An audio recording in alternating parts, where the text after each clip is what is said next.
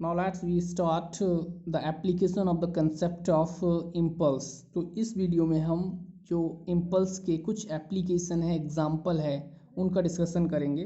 तो application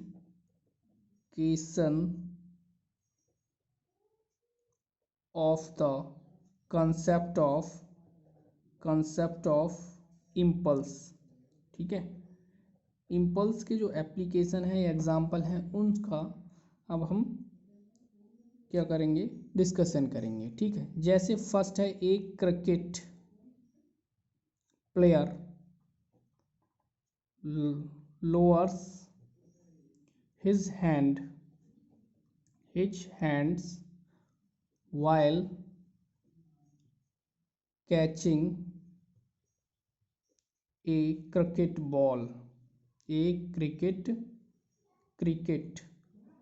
cricket ball मतलब जो क्रिकेट के प्लेयर होते हैं जब कैच करते हैं तो अपने हाथ को थोड़ा पीछे की ओर खींच लेते हैं. क्यों? ठीक है, ये क्वेश्चन है. ठीक है, तो इसका रीज़न क्या है? क्योंकि इसका रीज़न भी इम्पल्स है. तो इम्पल्स का फॉर्मूला क्या होता है? I = F×T होता है. ठीक है, और मतलब चेंज इन मोमेंटम, यही तो होता है, चेंज इन मोमेंटम.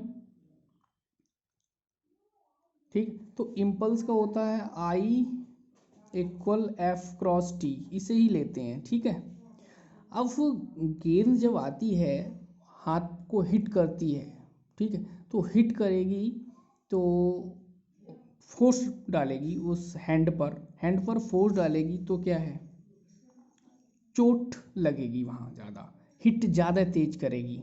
ठीक है, और ज़्यादा हिट तेज करेगी तो मतलब उस पर फोर्स ज़्यादा लगेगा. इस कंडीशन में अगर हम क्या करें, उस हाथ को थोड़ा सा पीछे की ओर खींच लें तो क्या है, उसका हम टाइम इंक्रीज कर देते हैं. अब देखो यहाँ से फोर्स डायरेक्टली इन प्रोपोर्शनल हो गया टी के. ठीक है, अगर हमने क्या किया, उसका टाइम इंक्रीज और कह सकते हैं टी इन्वर्सली प्रोपोर्शनल हो गया एफ के. अगर हमने क्या किया, टी इंक्रीज कर दिया तो फोर्स कम हो गया.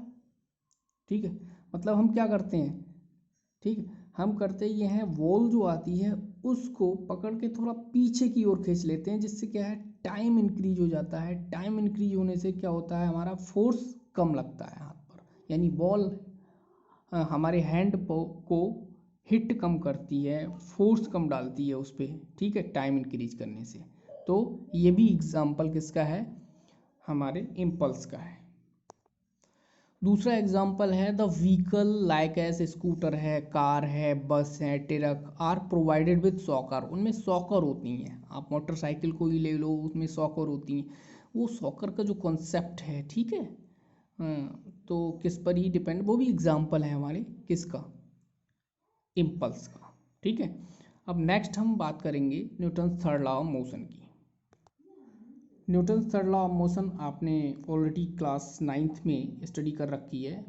एक्शन रिएक्शन लॉ भी कहते हैं. Every action there is equal opposite reaction in a set of two interacting bodies. दो बॉडी का सेट है, फोर्स अप्लाइड हो तो on the second body and opposite to force applied second on first.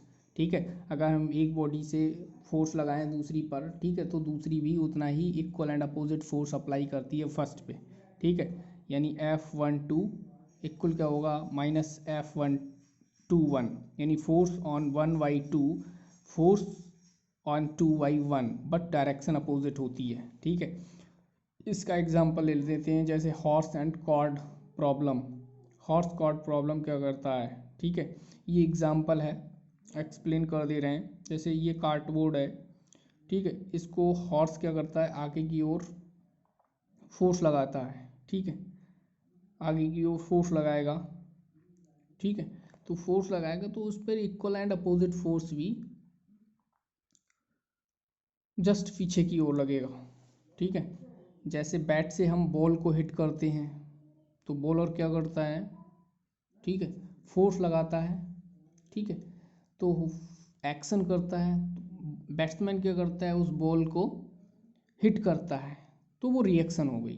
तो action reaction force है मेरे लिए, बहुत सारे एग्जाम्पल हैं इसके. तो एक एग्जांपल और लेते हैं। जैसे ये बुक है हमारे पास, ये टेबल है, ठीक है। टेबल पर एक बुक रखी हुई है या एक बॉडी रखी हुई है, कोई भी चीज़ रखी हुई है ये, ठीक है।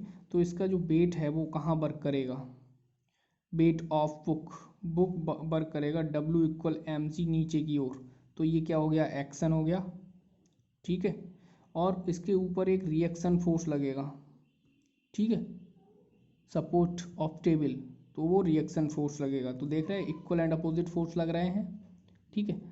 तो न्यूटन थर्ड लॉ के बहुत सारे एग्जांपल हैं, जैसे स्विमिंग करना है, वॉकिंग करना है, फायरिंग फ्रॉम गन से है, flight of jet planes of rockets हैं, ठीक है, या book kept on the table है।